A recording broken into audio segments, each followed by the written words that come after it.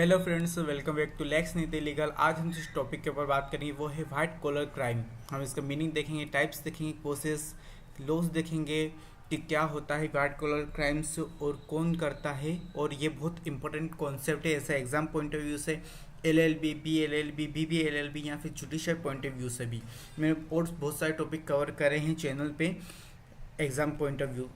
ठीक है, अगर हम बात करते हैं कि वाइट कॉलर क्राइम क्या होता है, तो क्राइम रिफर्स करते हैं नॉन वायलेंस क्राइम्स को जो कि एजुकेटेड एंड प्रोफेशनल लोगों के थ्रू किया जाता है। ऐसे क्राइम जो कि एजुकेटेड एंड प्रोफेशनल लोगों के थ्रू किया जाता है, और ऐसे क्राइम जो कि हमको नॉट हार्म, फिजिकल हार्म तो नहीं देते हैं, लेकिन वो हमको फाइनेंशियल हार्म करते हैं, हमारी इकोनॉमी को हार्म करते हैं। अगर ऐसे क्राइम जो होते हैं उसको हम वाइट कॉलर क्राइम्स कहते हैं। आगे हम देखते हैं वीडियो में वाइट कॉलर क्राइम क्या होता है, इसके बारे में आज पूरी जानकारी देखेंगे। अगर आप चैनल पर नए हो तो चैनल को सब्सक्राइब करें, वीडियो को लाइक करें और अपने फ्रेंड के साथ भी शेयर करना। ठीक है, हम बात करते हैं डेफिनेशन की, जो कि एडविन एस सुदरलैंड के द्वारा दी गई थी, जो कि ये फादर है क्रिमिनोलॉजी के, सॉरी, जो फादर है वाइट कॉलर क्राइम के, एडविन एस सुदरलैंड। ठीक है, a crime committed by a person of respective and high social status in the course of his occupation. इनका मानना है कि जो ऐसा पर्सन जो एक रिस्पेक्टेड है, एक अच्छे स्टेटस पर रहता है, जो करप्शन या फिर अपने ऑक्यूपेशन का फ़ायदा रख के करप्शन करता है या फिर ऐसा कुछ भी क्राइम करता है, उसको वाइट कॉलर क्राइम कहते हैं। ओरिजिन कहाँ से हुआ वाइट कॉलर क्राइम का? तो जो कॉन्सेप्ट इंट्रोड्यूस किया गया है वो एडविन एस सुदरलैंड के द्वारा किया गया था 1939 में, और उन्होंने हाईलाइट किया था कि ऐसे क्राइम जो होते हैं वाइट कॉलर क्राइम, वो ज़्यादा कौन करते हैं? बिजनेसमैन एंड प्रोफेशनल पर्सनस करते हैं, यानी कि पॉलिटिशियंस, एक बिजनेसमैन, बहुत सारे ऐसे पर्सनस रहते हैं जो इस तरह के क्राइम करते हैं। आगे हम देखते हैं कि कैरेक्टरिस्टिक्स क्या होते हैं वाइट कलर क्राइम के। तो सबसे पहली बात, अगर आपको एग्जाम में वाइट कलर क्राइम का आता है तो आप एज इट इज जो वीडियो में बताया गया उस अप्रोच से लिखेंगे तो आपको 101% मार्क्स आएंगे। सबसे पहली बात, non violence in nature, violence नहीं होता है यहाँ पर। कमिटेड बाय प्रोफेशनल पर्सन, एक एजुकेटेड पर्सन के थ्रू होता है। Involve fraud and deception, fraud रहता है, इसमें पूरा एक गेम बना के करते हैं, पूरा एक माइंडसेट के साथ में करते हैं। डिफ़िकल्ट टू डिटेक्ट, यहाँ पे हम बहुत परेशान हो जाते हैं उस क्राइम को पता लगाने में, और ये फाइनेंशियल लॉस करवाता है सोसाइटी का। ठीक है, अगर हम types of white collar crime की बात करते हैं तो सबसे पहली बात फ्रॉड, फ्रॉड करना किसी के साथ में। ब्राइबरी एंड करप्शन, रिश्वत लेना या फिर करप्शन करना। टैक्स इन्वर्ट है, टैक्स की चोरी करना, जो कि बहुत सारे पॉलिटिशियंस तो बिजनेसमैन करते हैं। मनी लॉन्ड्रिंग करना, मनी को इधर उधर करना, मनी को देना, स्विच अकाउंट बनाना, उस तरीके से साइबर क्राइम करना। आजकल टेक्नोलॉजी जैसे डेवलप हो रही है उसके अकॉर्डिंग साइबर क्राइम बहुत बढ़ रहे। नकली फ़ोन करके बोलते कि पैसे दे दो, या फिर किसी को अपनी जो फ़ोन आज का देखते ना, बीच में वो चला था कि पुलिस वाला बन के फ़ोन करता कि आपकी बेटी मेरे यहाँ पर आई है, ये जेल में है, ये सब ऐसा उस टाइप की करना। इनसाइडर ट्रेडिंग, इनसाइडर ट्रेडिंग की बात आती है, सबसे बड़ा नाम आता है 1992 scam, Harshad Mehta, insider trading. तो types of white collar crime क्या है? Fraud, bribery and corruption, tax invention, money laundering, cyber crime और इनसाइडर ट्रेडिंग। ठीक है, अगर हम causes of white collar crime की बात करते हैं, सबसे पहली बात greed and desire for wealth, जो अमीर आदमी है वो और चाहता कि मैं और अमीर बनूं, इसलिए वो एक क्राइम करता है। सबसे दूसरी बात, भैया अपने यहाँ देश में पनिशमेंट की कमी है, वाइट कॉलर क्राइम करने वाला इंसान पैसे ज़्यादा रहता है, या तो वो जेल में बंद नहीं हो पाता या फिर देश छोड़ के भाग जाता है। नीरव मोदी, विजय माल्या। ठीक है, लेक ऑफ स्ट्रिक्ट पनिशमेंट है। कॉर्पोरेट प्रेशर, मैंने कॉर्पोरेट प्रेशर की फील्ड में आगे बढ़ने के लिए ऐसे क्राइम करते कि मैं पैसे दे के कर लूँगा। वीक इंफॉर्मेशन लो, सबसे बड़ा कानून की थोड़ी सी कम इन्फोर्समेंट है इसलिए। और desire for high status, society में और हाई स्टेटस पाने के लिए पॉलिटिशियन ज़्यादा करप्शन का साथ देते हैं, साथ लेते हैं। चाहे कोई सी भी पार्टी हो, यहाँ पे जनता जो रहती है वो घिसाती है, पॉलिटिशियन हर एक पार्टी का एंजॉयमेंट लेता है, हर एक पार्टी का एंजॉयमेंट करता है।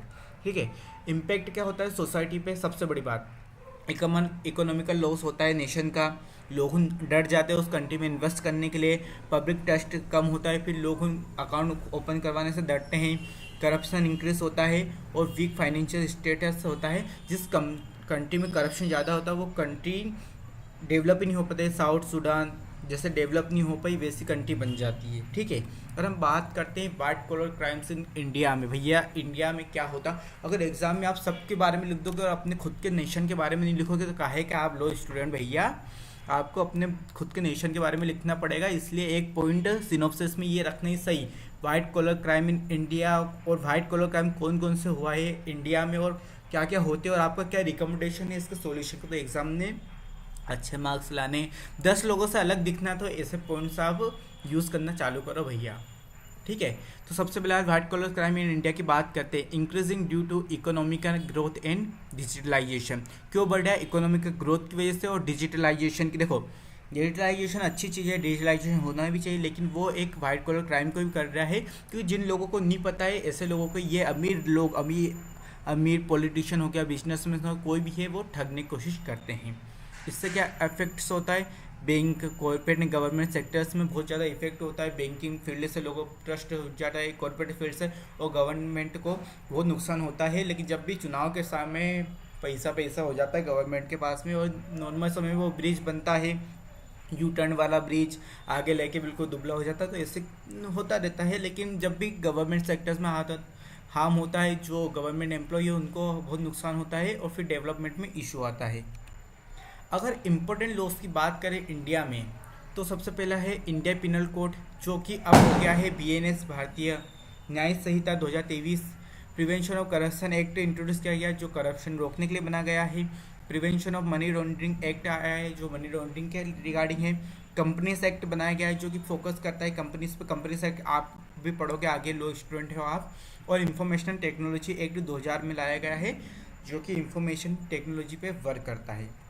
और अब बात करते हैं इम्पोर्टेंट केस लॉ की। वाइट कॉलर क्राइम के बहुत बहुत इंपॉर्टेंट केस लॉ से सबसे पहला है institute of Gujarat versus Mohanlal जीतामरी पोरवार। हाँ, मोहनलाल जीतामरी पोरवार 1987 एक लैंडमार्क केस है। इस केस में क्या हुआ था? Economic offences are serious crime affecting society at large. इस केस में बोला था सुप्रीम कोर्ट ने कि जो इकोनॉमिक ऑफेंस होते हैं वो बहुत सीरियस क्राइम है, और एक सोसाइटी को लार्ज पॉइंट से अफेक्ट करते हैं। ठीक है, फिजिकल फॉर्म में नहीं करते, लेकिन इकोनॉमिक फॉर्म में बहुत ज़्यादा इफेक्ट करते हैं। सेकंड केस है CBI वर्सेस रामलिंगा राजू सत्यम स्कीम। सत्यम स्कीम के बारे में सबको पता है क्या हुआ था। कॉर्पोरेट फ्रॉड हुआ था, गिवअवे में मैनिपुलेशन ऑफ फाइनेंशियल। इन्होंने क्या करा, जो फाइनेंशियल स्टेटमेंट है उसको मैनिपुलेट कर दिया, उसको फेरबदली करी थी। तो कितने 7,000 या आई थिंक 7,000 अराउंड, या फिर उससे भी ज़्यादा करोड़ का इन्होंने स्कीम किया था, जो सत्यम स्कीम नाम से जाना जाता है। फिर आता है इम्पोर्टेंट केस एक और है, निमागबा प्रसाद वर्सेस CBI। तो निमागबा प्रसाद वर्सेस CBI में क्या होता है? Economic offences threaten the financial health of the country. बोले कि इकोनॉमिकल जो ऑफेंसेस होते हैं वो फाइनेंशियल लॉस करवाते हैं किसको? कंट्री को।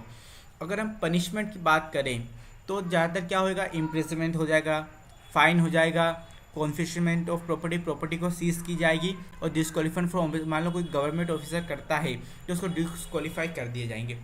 सीवियर पनिशमेंट नहीं है, नॉर्मल पनिशमेंट है, तो इसलिए लोग डरते भी नहीं। भाई इम्प्रिजनमेंट है, आज 10 साल की सज़ा मिली, 10 साल बाद बाहर निकलूँगा, पैसे वो के वही होंगे। फ़ाइन कितने का? 50 लाख का फ़ाइन दे दोगे, कुछ बड़ी बात नहीं बड़े लोगों के लिए। प्रॉपर्टी का थोड़ा अच्छा है कि प्रॉपर्टी सीज करके गरीब में बांटो, लेकिन वही प्रॉपर्टी सीज करके उनके नेता ही खा जाते हैं, उनके पॉलिटिशियन ही खा जाते हैं। ठीक है, कंक्लूजन से पहले हम एक बार रिपीट देखते हैं कि क्या क्या होता है ये सब चीज़, और क्या होती है वाइट कॉलर क्राइम। तो सबसे पहली बात, वाइट कॉलर क्राइम की डेफिनेशन एडविन एस सुथैलेन ने दी थी, जो कि फादर है वाइट कॉलर क्राइम के। ये बोलते कि हाई सोशल स्टेटस के लिए लोग करते हैं। ओरिजिन हुआ था जो कि 1939 में हुआ था, जिसमें बताया गया था कि ये crime businessman and professional person के थ्रू होता है। कैरेक्टर्स की बात करें तो नॉन वायलेंस इन नेचर है, committed by professional persons, involves fraud and deception, difficult to detect in causes financial loss to society. अगर चैनल पर नहीं तो चैनल को सब्सक्राइब करें, लाइक करें, वीडियो को शेयर करें, और प्रॉपर अगर आपको बार बार दिक्कत आ रही है तो आप वापस से वीडियो देख सकते हैं, सारी detail exam point of view से कवर की गई है। Types of white collar crime की बात करें तो फ्रॉड हो गया, ब्राइबरी करप्शन हो गया, टैक्स इन्वेंशन हो गया, मनी लॉन्ड्रिंग हो गई, साइबर क्राइम हो गई, इनसाइडर ट्रेडिंग्स हो गई। अगर बात करते कोशिश क्या होते, क्यों करते लोग उन ग्रेड के लिए, डिज़ायर के लिए, पनिशमेंट कम है, कॉर्पोरेट प्रेशर की वजह से लो अपने इतने वो नहीं है जो सीवियर पनिशमेंट दे सके, और desire for high social status पाने के लिए क्राइम करते हैं।